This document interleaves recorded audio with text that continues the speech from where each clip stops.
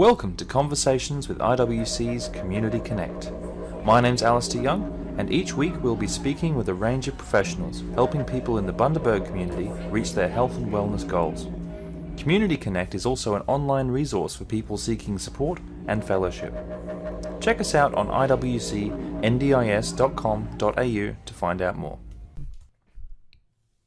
Welcome back to IWC Community Connect. Today we're here with the Community Development Manager for the NDIS Local Area Coordination Team, Ryan Marsh. Ryan, thanks for being here. Thanks, Alistair.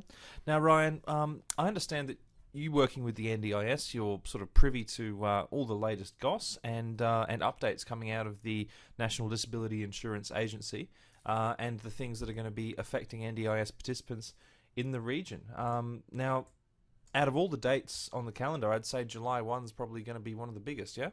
Yeah, definitely. It's that time of year where things are changing and, we're seeing a lot of exciting things coming onto the scheme and changes to existing funding decisions. So, yeah, it's a really exciting time, but, as you said, always changing.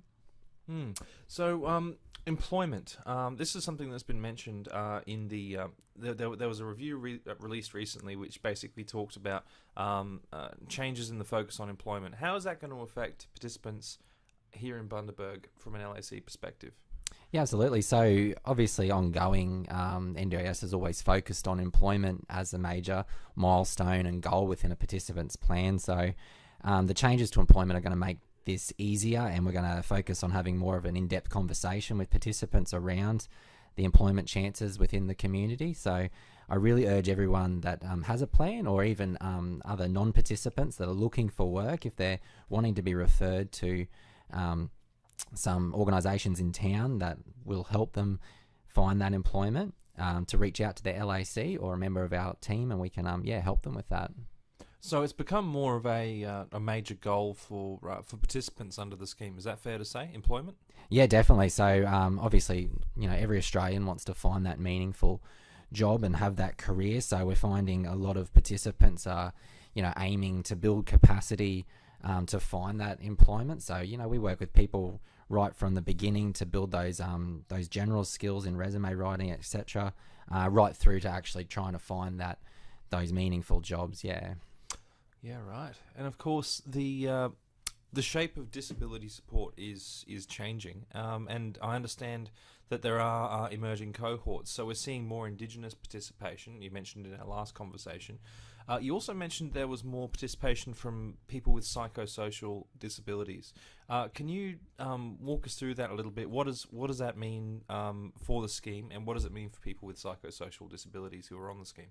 Yes, in the past, psychosocial, that cohort's been funded through different organisations in the community. However, now the NDIS is changing the funding model in this psychosocial cohort to allow for more support, as it is the growing cohort that we do see coming in. So there'll be different types of supports that people with psychosocial disabilities will be able to access, and this will give the participants that greater choice and control, and really support them to be re-engaging with the community and getting back out there. What sort of supports are you seeing people with psychosocial disability making use of in the community? So obviously getting back into the community and re-engaging in those social groups and getting back out to meet new people and do the things that they once did that they may not have been able to do for a while. So we're definitely seeing more specialised support workers coming in, and definitely changing to funding to allow for that slow process where it may start out as a one-on-one ratio but then move into groups to build that friendship network. Right, so it's community support, but with professional NDIS support workers. Yeah, definitely. So our assistants to hopefully reintegrate people back into the community and back into those activities that they once did that they may not be able to do because of their disability. Fantastic. Well, I'll be following that with interest for sure. July 1 obviously represents another major announcement. There's another edition of the price guide coming out. Now, what does this mean for participants, and how regularly does this price guide get updated? Yeah, so usually on July 1st of each year, they will update the price guide to include changes. It can be updated throughout the year when those other bigger changes do happen. Obviously, with the scheme now reaching over 364,000 participants, there is a growing need to change things from feedback with participants, providers, and the wider disability sector. So it's forever changing, like we said at the start. But the changes that are coming in will look to clarify those, the travel, service delivery, and other clarification around what constitutes regional and remote areas. So this will help providers and participants have a better understanding of the price guide and of the scheme itself. So what does that mean? They'll be able to claim other costs, maybe, because travel's always been a major challenge for regional participants. Is this going to be covered under the price guide? Yeah, so there will be changes within the price guide come July 1st. So providers will be able to claim, and there will be some different funding available for travel and transport. So definitely I urge participants to reach out to their LAC to investigate on these changes and to work with their providers so they can engage in the activities. But again, I do urge them to reach out to the LAC to get clarification around this so we can help break down that price guide. Okay. What about group supports? Obviously, group supports are a major part of how people engage with the NDIS. Are there any changes coming under the price guide through that? Yeah, so it's basically simplifying the pricing arrangements for those group-based supports. So obviously we're in our fourth year now into the scheme within Bundaberg, and a lot of people are engaging in those group-based supports and have established really great friendships within them. So within the new price guide, there'll be an introduction of different programs as supports, and that'll in turn offer more choice for participants. Oh, that's excellent. Obviously, this price guide update comes from a bit of feedback from the wider community. Did Bundaberg have an effect on that, or who were the players in terms of getting these changes across the line?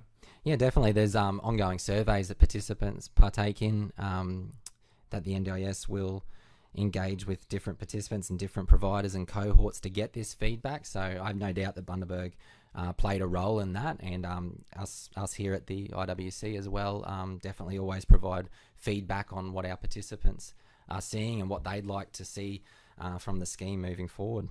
Yeah, look, it's fantastic to see the ongoing engagement from the agency at that federal level. And seeing the changes rolled out here in the community. Look, we're just going to go to a quick break, but when we get back, we're going to have a little bit of a chat about how provider payments are going to be affected by this new price guide, and we're going to have a little update on housing for NDIS participants. If you're an adult with a hearing impairment, stutter, or are having trouble with your swallow or voice, speech pathology is a helpful treatment option to consider. Bundaberg's IWC Health and Wellbeing Complex offers speech pathology for all ages, including adults and teens. Find out more. Call 1300 492 492. GP referral is not required. IWC is non-government Aboriginal community controlled and offers services to all people, Indigenous and non-Indigenous. Station sponsor. Welcome back to IWC Community Connect. Today we're here with Ryan Marsh. He's the NDIS Local Area Coordinator, Community Development Manager. So thanks very much for being here today. Thanks, Alistair. Now, we were just having a little bit of a chat about the upcoming July 1 price guide changes. There's some pretty major changes coming. Obviously, employment is going to become more of a focus. Psychosocial participants are getting a bit more attention from the agency. We're also seeing the new price guide itself come out, which is going to be bringing a lot of major changes, which we've just touched on. But this is also going to affect provider payments. Now, Ryan, obviously during this COVID-19 restriction situation, a lot of service providers have been under a bit of pressure. What sort of supports have been made available by the NDIS and the National Disability Insurance Agency? Yeah, so the NDIA were quite quick to respond and make sure that providers were supported along with participants to make sure the system remained the same and that participants could continue the services that they were accessing. So since the 21st of March, almost 600 million in 1 month advance payments were paid out to over 5,000 providers, so to offer that immediate cash flow. So this ensured that participants were still supported and that providers weren't dramatically affected by what was going on. I suppose this is reflected in the uptick in people using kind of telehealth almost services to access their service providers, yeah? Yeah, definitely. It did change our thoughts, and it made providers think outside the box with being flexible and opening up their telehealth services to make sure that participants were supported in those ways during the virus. So a lot of providers, the feedback we got was positive around telehealth and that it would remain an option ongoing. So this is really great for participants, that it does give them that flexible option to see a specialist or see a therapist in that sense over telehealth, or even engage with a provider in that sense. That's great. So is this support going to be continuing? In terms of telehealth, it will be continuing. There will be some changes to providers in the price guide. So there'll be the removal of the temporary 10% loading that was on certain core and capacity building supports. There'll be more of a definition around a cancellation period, reducing from 10 days back to its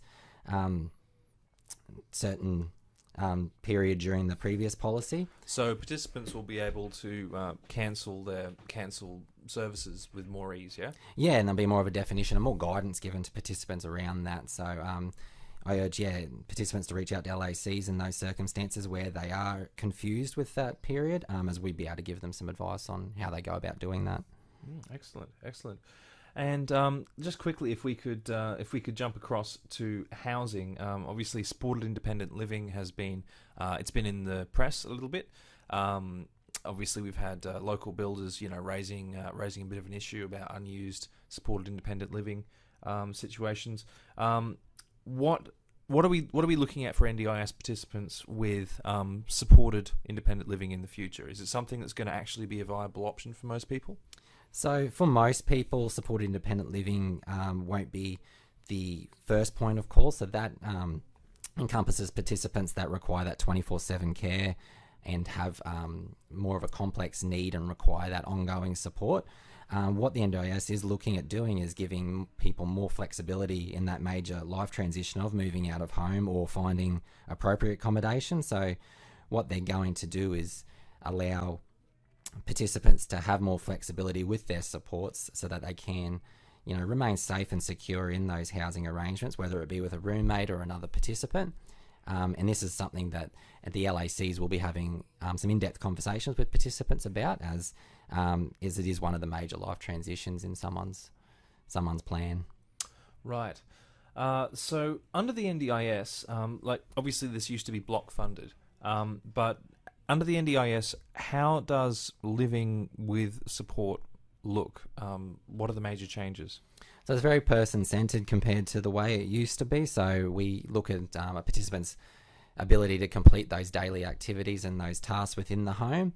From then, we develop a plan on how we can assist them and how support providers can assist them to remain safe and do those things that they're unable to do, whether it be with prompting to do those things or start to build the capacity to learn how to cook and learn how to maintain their home.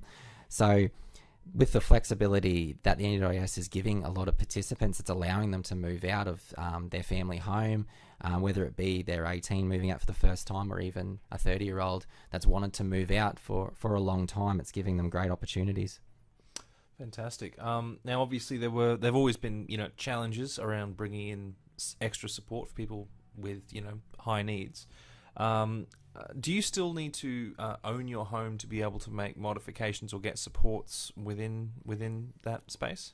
It still remains the same with making modifications to the house. In terms of owning your own home, we can look at home modifications to make it more accessible. However, then you don't need to own your home. If you're wanting to move out, you can rent a place. You can move in, as I said, with roommates and rent it with them together, and we'll provide supports around that. So it's really flexible in how that looks, but it's allowing people opportunities to get out, move out of home, have their own place, and start building their capacity moving forward. And the majority of these people wouldn't be classified as SIL, they'd be just classified as NDIS participants using their support. It's not sort That's of... right, yeah, the flexible supports can support someone to stay in their home and remain, as I said, safe and secure. A lot of our SIL participants require a more complex support model, 24/7 care, which not everyone would be eligible for and not everyone would really want within their plan. So I urge all our participants to reach out to their LAC and have a conversation about their housing arrangement. Well, look, that's fantastic. Thanks very much for taking the time to break that down. And if anybody wants to get more information on this, I encourage them to check out the 2020-21 price review. That's available at ndis.gov.au. Ryan, that's all we've got time for. Thanks very much for joining us. Thanks, Alistair. Thank you for joining us for Conversations with IWC's Community Connect. Each week we will continue to speak with a range of professionals who help people in the Bundaberg community reach their health and wellness goals. Remember, Community Connect is also an online resource for people seeking support and fellowship. Check us out on iwcndis.com.au to find out more. We hope you've enjoyed the show.